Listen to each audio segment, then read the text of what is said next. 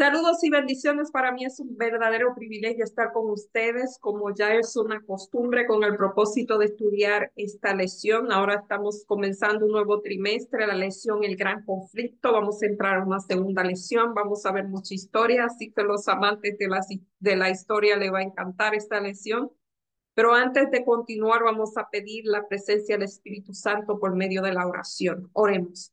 Amado Padre que estás en los cielos, alabado, glorificado, bendecido sea tu nombre por siempre. En este momento estamos agradecidos por tu bondad, por tu amor, por tu misericordia que se renuevan cada día, Señor, y por la oportunidad que tú nos das de sacar de nuestro tiempo para compartir esta lección con todas las personas que tienen a bien vernos. Señor, hay tantas lecciones que tú nos quieres dar, tantas lecciones que nos van a ayudar, no solamente ayudaron en el pasado, sino que son nuevas lecciones para nosotros, para nuestros días, para estar alerta de lo que va a ocurrir. Ayúdanos a entenderla cada día, ayúdanos a vivirla. Y Señor, pedimos la presencia del Espíritu Santo para que él sea nuestro guía y desea que abra nuestra mente, nuestro entendimiento y que nos deje ver las cosas que necesitamos, Señor, aprender. Pido esta bendición sea extensiva para cada persona que tiene a bien acompañarnos, Señor, que ellos puedan encontrar aquellas cosas que necesitan. Te lo pedimos en el nombre y por los méritos de Jesús. Amén. Amor y egoísmo, esa es la cuestión. Vaya título. Saben que uno de los antagonistas del amor es el egoísmo. El egoísmo muchas veces lo relacionamos con temas económicos. Es egoísta porque no es generoso. Y realmente el egoísmo abarca muchas cosas. Vamos a ver más adelante qué esta lección quiere decir con egoísmo o con amor. O es egoísmo o es amor. Eh, y el, y el tema o el versículo para memorizar es una promesa conocida por muchos de nosotros. No temas porque yo estoy contigo. No desmayes porque yo soy tu Dios que te fortalezco. Siempre te ayudaré, siempre te sustentaré con la diestra de mi justicia. Isaías 41:10.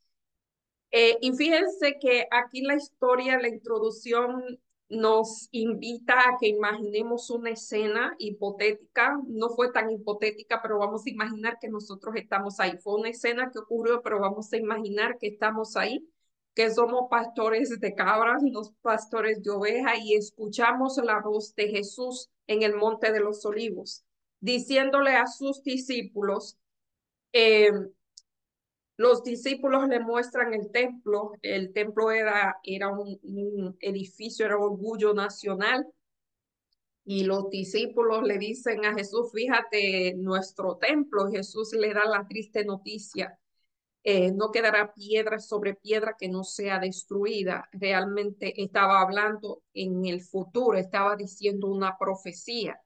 Quizás los sentimientos de estos discípulos fueron variados en ese momento, porque realmente ellos lo que estaban haciendo alarde de algo que era un orgullo nacional. Pero esta semana eh, vamos a estudiar esta relación que Jesús hace magistralmente con los sucesos que iban a ocurrir no mucho tiempo después de su muerte, eh, y él entrelaza esos sucesos con lo que ocurrirían al fin de los tiempos. Es realmente, vamos a ver, un tema profético, pero este escritor lo hace de una manera muy simple que todos lo podamos entender. Y esta lección va a estar basada en los capítulos 1 y 2 del Conflicto de los Siglos. Si usted no tiene ese libro, lo invito a realmente a leerlo. Quizás es un libro un poquito pesado porque habla de muchas guerras y de situaciones, pero realmente es un libro que vale la pena leer para entender los sucesos de todo lo que ocurrió y de lo que va a ocurrir al fin de los tiempos.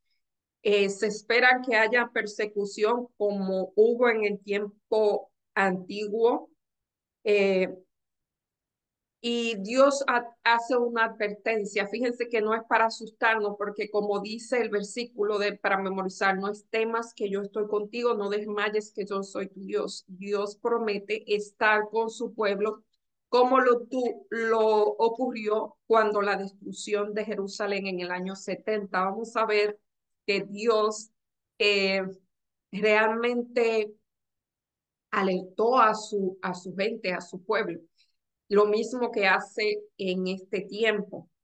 Y en la parte del domingo, un Salvador con el corazón roto. Fíjense que este escritor es muy sentimental.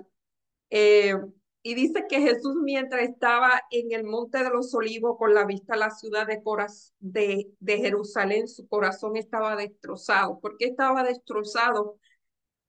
Porque realmente él sabía que iba a ocurrir eh, poco tiempo después. No era una profecía que tomó muchísimo tiempo. Esto quizás eh, fue en el año 30 de nuestra era, y la destrucción de Jerusalén ocurrió alrededor de 40 años, en el año 70, así que no fue una profecía de tiempo muy larga.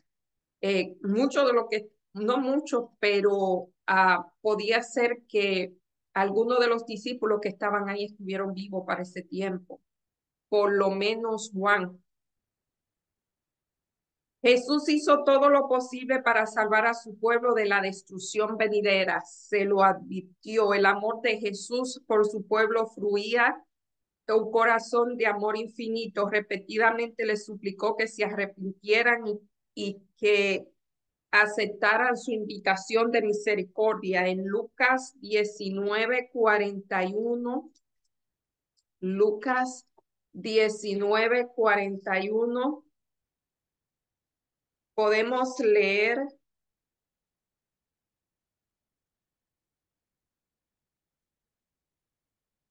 y cuando llegó cerca de la ciudad, verla, Jesús lloró. Esa era su ciudad, era la ciudad que él amaba, era la ciudad donde estaban puestas muchas de sus esperanzas, y dice, diciendo: oh, si tú conocieses a lo menos este tu día, lo que es para tu paz, más ahora están encubiertos tus ojos. O sea, si tú entendieras lo que te va a ocurrir, pero no quisieron aceptarla, porque vendrán días sobre ti cuando tus enemigos te rodearán con vallados y te sitiarán, y por todas partes te estrecharán y te derribarán la tierra, y tus hijos dentro de ti no te dejarán en ti piedra sobre piedra que no sea destruida. Realmente Jesús sentía dolor por esa ciudad. Y en Mateo 23, Mateo 23,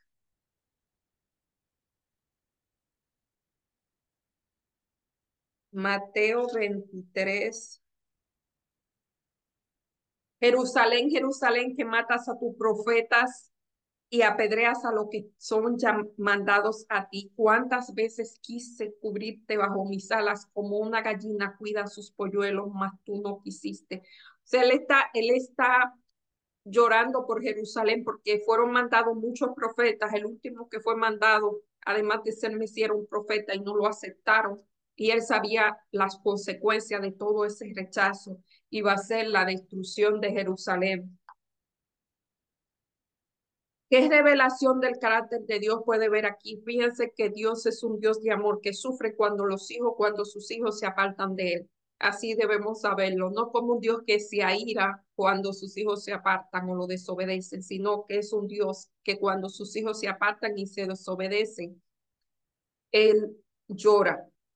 Es difícil entender un acontecimiento como la destrucción de Jerusalén a la luz del carácter amoroso de Dios. La historia revela que decenas de miles murieron, muchísima gente murió. El general Tito, era un general romano, Tito, eh, atacó la ciudad. Jerusalén fue devastada, hombres, mujeres y niños fueron destruidos. Fue una cosa horrible. Fue un sitio que duró. Un sitio quiere decir que los soldados romanos rodearon la ciudad por mucho tiempo, y la comida se terminó y la gente se comieron aún a sus propios hijos. Fue algo destrozado. O sea, fue algo desgarrador lo que pasó ahí. Y Jesús, sus ojos se llenaron de lágrimas porque él pudo ver lo que iba a ocurrir y él pudo expresar que todo eso iba a ocurrir porque ellos no aceptaron a Jesús como su Salvador. O sea, no fue una venganza, sino que las consecuencias naturales de haberse alejado de Dios iban a ser esas. Eh, Dios no causó la matanza, o sea, eso fue, vuelvo y digo, Dios no causó la matanza de niños inocentes, sino que eso fue las consecuencias naturales de haberse apartado de Dios, de haberse negado a Dios. Satanás se deleita en la guerra porque despierta las peores pasiones del corazón humano, el deseo de matar, el deseo de derramar sangre. A lo largo de los siglos ha sido su propósito engañar y destruir para luego culpar a Dios de sus malas acciones.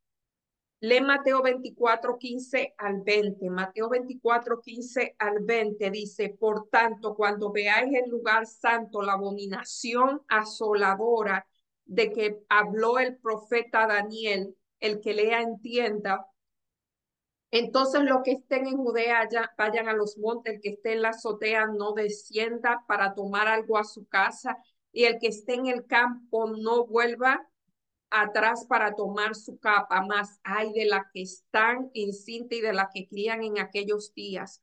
Orad pues que vuestra huida no sea en invierno ni en sábado.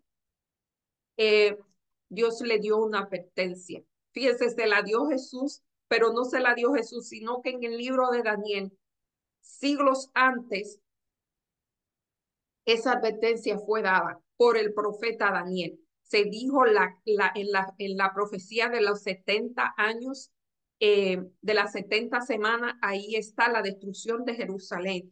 Está claramente, o sea, el pueblo, Dios advirtió a su pueblo de lo que iba a ocurrir para que ellos se arrepintieran o se salvaran, pero el pueblo no obedeció. Es bueno recordar que la gran mayoría de los cristianos que vivían en Jerusalén en los años 70 eran de origen judío. Es un Dios amoroso que desea preservar la mayor cantidad posible de su pueblo. Por eso dio la instrucción de que cuando se acercara el ejército romano debería huir. Reflexionen, nosotros no buscamos el carácter de Dios por los sucesos que vemos alrededor, sino que lo interpretamos a través del clima de un o sea, nosotros no podemos buscar el carácter de Dios por lo que vemos a nuestro alrededor, sino que debemos buscarlo por lo que vemos, no debemos buscarlo por lo que está revelado en la Biblia. Y aquí dice, sigue diciendo, mire, fíjense, cómo ocurrieron los hechos. El general Tito tenía la ciudad de Jerusalén rodeada por mucho tiempo, ahora no recuerdo el tiempo. El templo de Jerusalén era el segundo templo. Había habido un primer templo que fue destruido eh, por los babilonios y luego ese templo fue reconstruido cuando los sirios y los persas dieron las órdenes, dieron como 12 edictos para reconstruir el templo. Ese era el templo. Y este general Tito fue enviado por el emperador romano. Y una de las órdenes que se le dieron a este general fue no destruir el templo. Ellos hicieron, ellos rodearon la ciudad, o sea, la sitiaron por mucho tiempo. Y mientras la sitiaban, dice que el general recibió una orden de regresar a Roma. Esa era la señal que necesitaba el pueblo de Dios. Dice que cuando se retiraran las puertas, ellos debieran huir. Sabe que todo el que huyó salvó su vida, pero mucha gente no creyeron y eso se quedaron. Ellos pensaban que ya Dios lo había liberado y por eso el general se había ido. Cuando el general regresa, el general Tito, creo que Vespasiano era el emperador. Cuando él regresa, cuando el general Tito regresa, entonces sus soldados, su gente, quemaron el templo. No había orden de quemar, de destruir el templo. Pero fíjense cómo lo que Dios dijo que pasaría pasó, aún no había órdenes para hacerlo, porque realmente el templo era un orgullo nacional. Aquello era de oro y de mármol, o sea, era algo impresionante. Y Roma, una de las cosas que caracterizaba a Roma era que ellos ellos guardaban ese tipo de edificios. Ellos, o sea, Roma no destruía la cultura. Fíjense que los griegos fue el imperio anterior a los romanos y en vez de Roma asimilar a Grecia, Grecia asimiló a Roma culturalmente. Ellos realmente solamente era un ejército de poder, no tenían una cultura tan fuerte, sino que ellos asimilaban las nuevas culturas. Y aún así, como Dios había dicho que el templo iba a ser destruido, así fue. Cristo salvaguardados, cristianos estas palabras son muy largas para mí, salvaguardados providencialmente. La gracia, la providencia y la presciencia de Dios, o sea, Él ve antes de que ocurra, revela claramente los sucesos que llevaron a Jerusalén. Y aquí está, creo que me adelanté. El ejército de Cestio Galo rodeó la ciudad, ese era el que estaba rodeando la ciudad y parecía que inminentemente ellos tenían la victoria. Y entonces dice que mientras los romanos huían y los griegos los perseguían, los cristianos de Jerusalén huyeron a Pella, al otro lado del río Jordán, y esta era la señal prometida a los cristianos que aguardaban en ese momento. Esto es el gran conflicto, la página 34. En Salmo 46, 1, en Salmo 46, 1, o sea, ellos obedecieron a Dios y fueron salvados. Pero aquí dice algo diferente a la historia. No sé. mm, Dios es nuestro amparo y fortaleza, nuestro pronto auxilio en la tribulación, y ahí se cumple esa promesa. Y en Isaías 41:10, no temas que yo estoy contigo, no desmayes que yo soy tu Dios que te fortalezco. Habrá momentos que el pueblo de Dios experimentará dificultad, persecución, encarcelamiento, muerte por la misma causa de Cristo, pero aún no es el tiempo, pero aún en los tiempos más difíciles Dios va a proteger. Saben que estas lesiones no son para que las personas tengan miedo, sino son una precaución. Lo mismo que Jesús hizo en el Monte de los Olivos, no eran para que los discípulos tuvieran miedo, sino que le estaba diciendo lo que iba a ocurrir para que ellos tomaran cartas en el asunto. Lo mismo pasa con nosotros. Lee Hebreos 11:35 al 38. Yo no leo toda la cita aquí, les recomiendo que la lean porque realmente de eso se trata. Esto solamente son guías de estudio y nosotros necesitamos estudiar la palabra de Dios. Hebreos.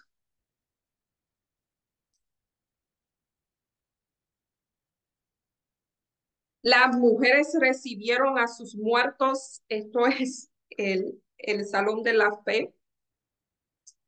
El rescate a fin de obtener mejores resurrección, otro experimentaron vituperio y azotes más de estos prisiones y cárceles y fueron apedreados, aserrados, fueron puestos a prueba, muertos a fila de espada, anduvieron de acá para allá cubiertos de pieles de ovejas y de cabras, pobres, angustiados, maltratados, de los cuales el mundo no era tanto por los desiertos, por los montes, por las cuevas, por las cavernas de la tierra, y todos estos, aunque alcanzaron buen testimonio de esta fe, no recibieron lo que prometieron. O sea, en Hebreos 11 hay un listado de personajes que se caracteriza o sea, están ahí por la fe que demostraron.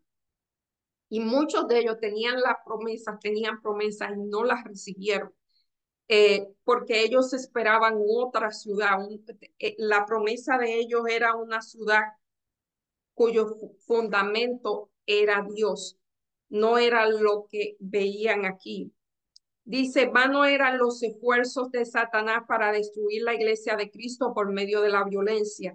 La gran lucha en que los discípulos de Jesús entregaban la vida no cesará hasta que esos fieles estandartes caían en su puesto, triunfaban por medio de la derrota. Los siervos de Dios eran asesinados, pero seguían siempre adelante. Fíjense que después que Jesús ascendió al cielo, la iglesia primitiva recibió persecución. Fíjense esa foto que estamos viendo, mirando aquí, es el Coliseo Romano, ahí morían la gente. Lo echaban a la arena y venían los animales y los devoraban, los leones lo devoraban, unos fueron aserrados, um, otros fueron crucificados, otros le cortaron la cabeza, o sea, era una persecución sin tregua lo que recibió la iglesia primitiva luego de que Jesús ascendió al cielo. El primer mártir fue Esteban, luego de ahí casi todos los discípulos o todos los discípulos recibieron el martirio. Y no solamente los 12 discípulos, sino los 11 y Pablo, sino que los seguidores de Jesús recibieron persecución. Y aquí en la parte del martes dice, fieles en medio de la persecución. Y aquí no están diciendo, ellos recibieron encarcelamientos, torturas, persecución. Los creyentes fieles totalmente comprometidos con Cristo, llenos del Espíritu Santo, proclamaban su palabra con poder y decenas de miles de personas se convertían y su vida cambiaba. Hechos 2:41, en Hechos 41, o sea, las persecuciones que recibió la iglesia primitiva, lejos de alejarlo de Dios, lo que hacía que lo acercaban. Dice que la sangre de los mártires era como la semilla que regaban y crecían más y se multiplicaban. Así era. La gente moría cantando eh, y realmente hubo un crecimiento y un fortalecimiento de la fe y el amor que era la base principal. Dice así que los que recibieron su palabra fueron bautizados y se añadieron aquel día como 3,000, o sea, los que se agregaban al pueblo de Dios eran muchos. Hechos 4:4. Pero muchos de los que habían oído la palabra creyeron y el nombre de los varones era como 5,000. Eso fue Pedro cuando predicó. Primero creyeron 3,000, luego 5,000. Hechos 5:42. Hechos 5:42. Todos los días el templo y por las casas no cesaban de enseñar y predicar a Jesucristo. O sea, que ellos predicaban y la gente, aún sabiendo lo que iba a pasar, la gente creía y seguía. Los discípulos soportaron amenazas. Si usted ve el libro de los Hechos, está lleno de encarcelamiento, de amenazas, de azotes, o sea, de toda clase eh, o sea, de persecución. Muchos murieron, casi todos murieron y aún así la iglesia seguía multiplicándose. Los discípulos ya no se escondían. Luego del aposento alto, ellos no tenían miedo y ellos predicaban ante los líderes religiosos, predicaban ante los gobernadores romanos, predicaban adelante de todo el mundo. Ya realmente ellos no tenían miedo porque el Espíritu Santo estaba con ellos. El evangelio predicó a los rincones de la tierra y aún el último discípulo que murió fue Juan. Murió a fines del siglo I. Otros recogieron la antorcha y eso eh, se fue eh, esparciendo por todo el imperio. Dice que Plinio, el joven gobernador de la provincia romana Bitinia, en la costa norte de la actualmente Turquía, le escribió al emperador Trajano alrededor del siglo 110 después de Cristo. Se había destruido la ciudad de Jerusalén. La destrucción de Jerusalén fue en el año 70 después de Cristo. La declaración de Plinio al emperador Trajano alrededor del siglo 110 decía, casi 80 años después de la crucifixión, Plino describió los juicios oficiales que efectuaba para encontrar y ejecutar a los cristianos. Manifestó que muchas personas de todas las edades, clases y ambos sexos están siendo puestas en peligro por acusaciones y esto continuará. El contagio de esta superstición, el cristianismo así lo llamaría, era un contagio, se ha extendido no solo en las ciudades, sino también en las aldeas y en los distritos rurales. Esto está en Document of the Christian Church de la Universidad de Oxford en Nueva York. Así que era un problema. Fíjense que ellos lo llamaban una superstición que se extendió no solo en las ciudades, sino en todas las aldeas. Era realmente algo que ellos tenían que tomar cartas en el asunto por tan grande que era. Asistencia a la comunidad. La iglesia cristiana creía no solo porque sus miembros predicaban el evangelio, sino porque lo vivían. O sea, no era una cosa. Ellos predicaban el evangelio por testimonio. Recorrían la ciudad enseñando en las sinagogas, predicando el evangelio del reino, sanando enfermedades y dolencias de la gente. El triple evangelio, la predicación, la sanación y la educación. Jesús se preocupa, se interesa profundamente por la gente y lo mismo hacía en el Nuevo Testamento. Fue amor anegado y compromiso de satisfacer las necesidades humanas, combinadas con la difusión de las nuevas del Evangelio con el poder del Espíritu Santo, lo que tuvo tanto impacto en el mundo. O sea, fue la predicación, la vivencia, el suplir las necesidades de sanidad de las personas y el Espíritu Santo. Esa mezcla hizo que el Evangelio fuera poderoso, tanto que fíjense que los gobernadores, era tema de un gobernador con un emperador lo que ocurría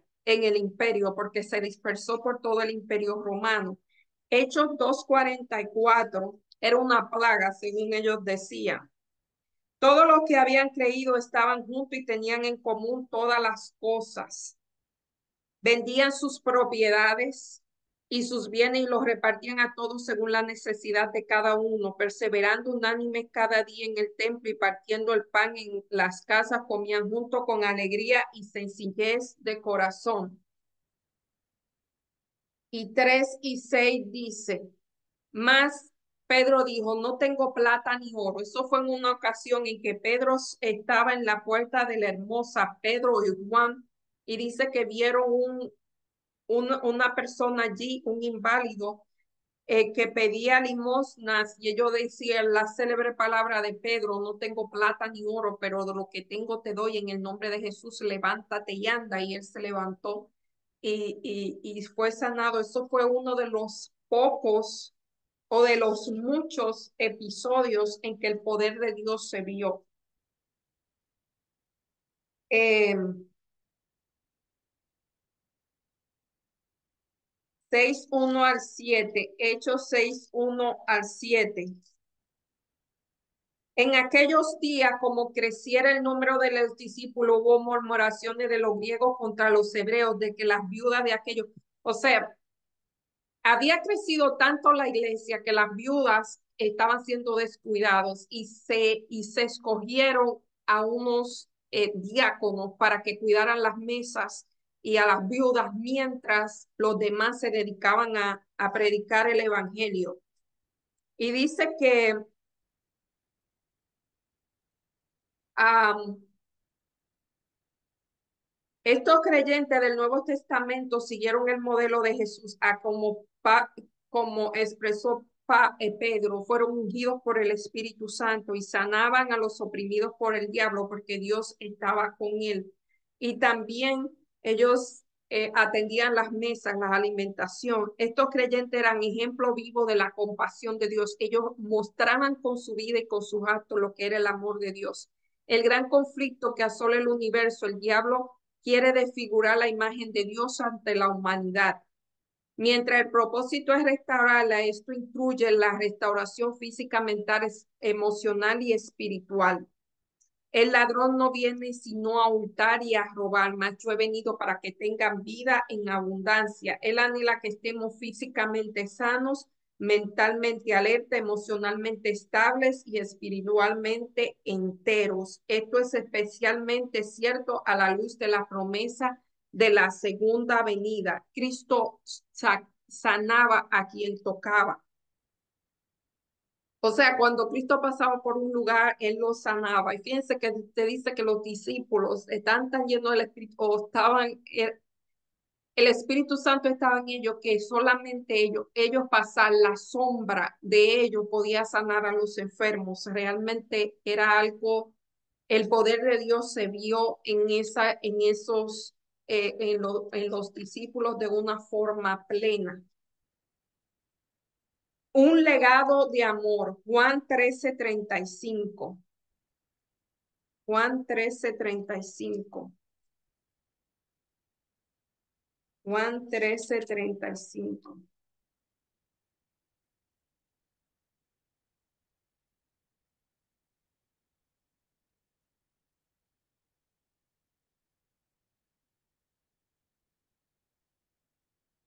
En esto conoceréis todo que son mis discípulos, si tuvierais amor los unos por los otros. Y primera de Juan 4:21.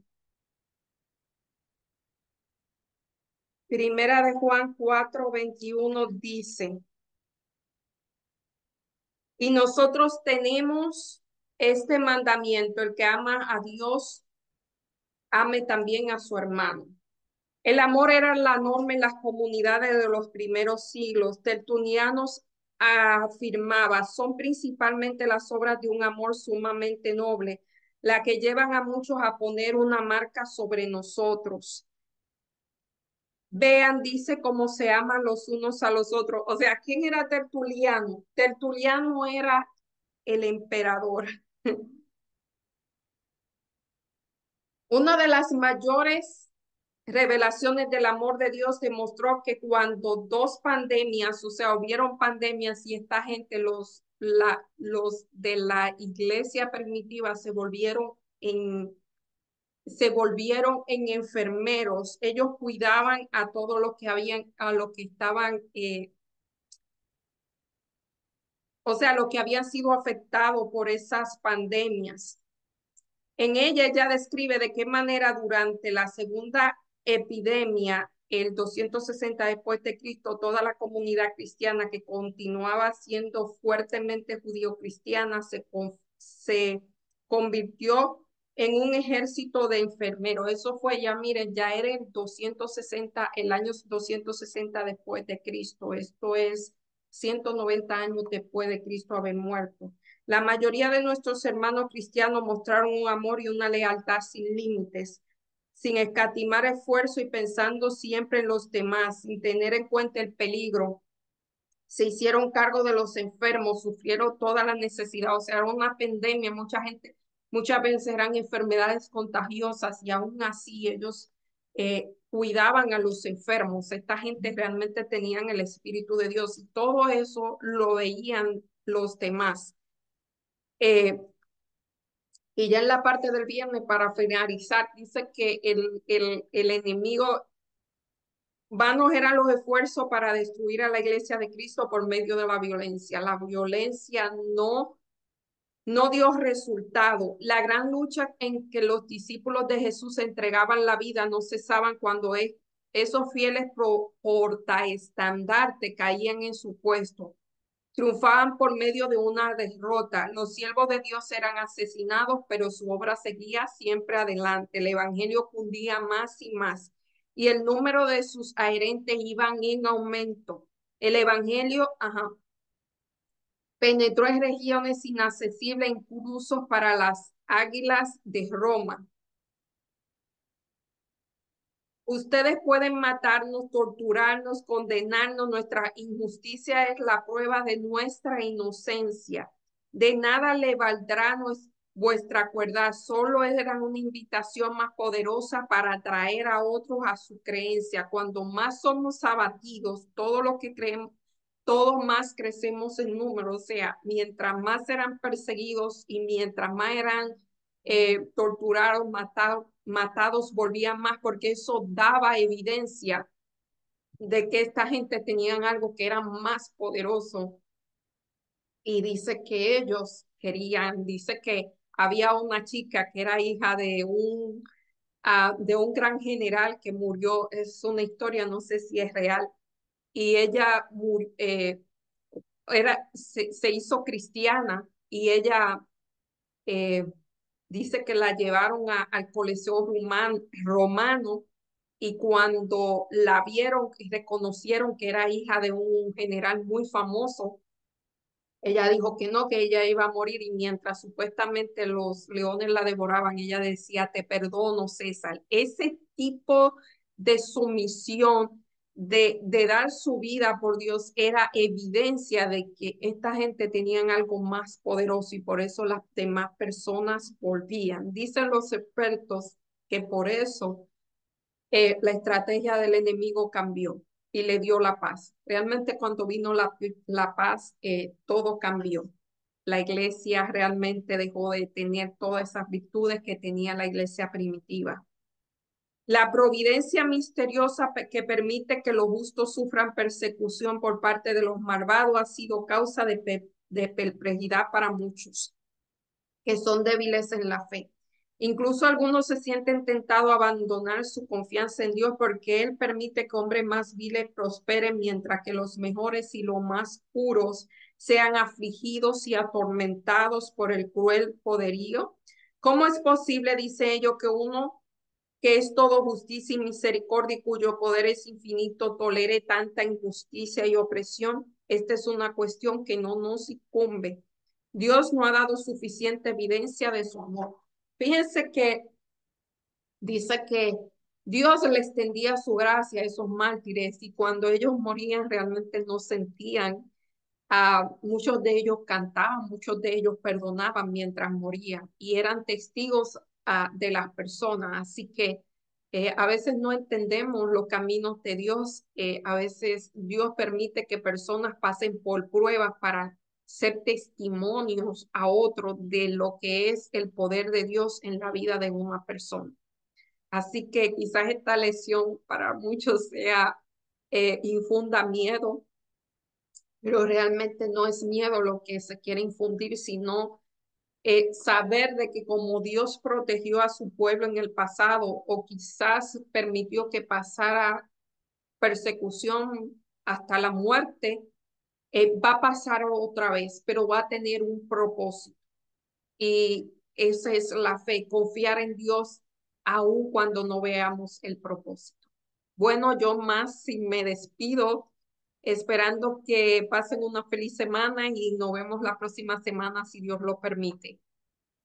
Pero antes vamos a tener una oración. Señor, gracias porque tú nos dejaste estas lecciones. Gracias porque tú adviertes a sus hijos por medio de estas lecciones de lo que va a pasar, pero también nos dice de que cuando sea fuerte lo que va a ocurrir, tú tienes consuelo, tú tienes esperanza para lo que confíen en ti o para lo que confiamos en ti. Solo te pedimos, Señor, que nos mantengas firme, que nos dé de tu fe, por si no es necesario pasar por ese tipo de persecución, nosotros podamos salir airosos.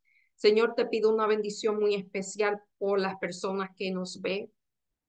Señor, hay personas que están pasando por muchas necesidades. Acuérdate de los más pequeños, Señor. Acuérdate de los más indefensos. Acuérdate, Señor, de aquellos que te necesitan, aquellos que pasan dificultades, aquellos que tienen necesidades económicas, físicas, y de toda clase, Señor. Súplela toda de acuerdo a tu santa y bendita voluntad. Perdona nuestros pecados, Señor, y sí, y cuando el tiempo no sea más, danos un sitio a tu lado. Todo te lo pedimos en el nombre y por los méritos de Jesús. Amén. Bye, hasta la próxima semana, si Dios lo permite.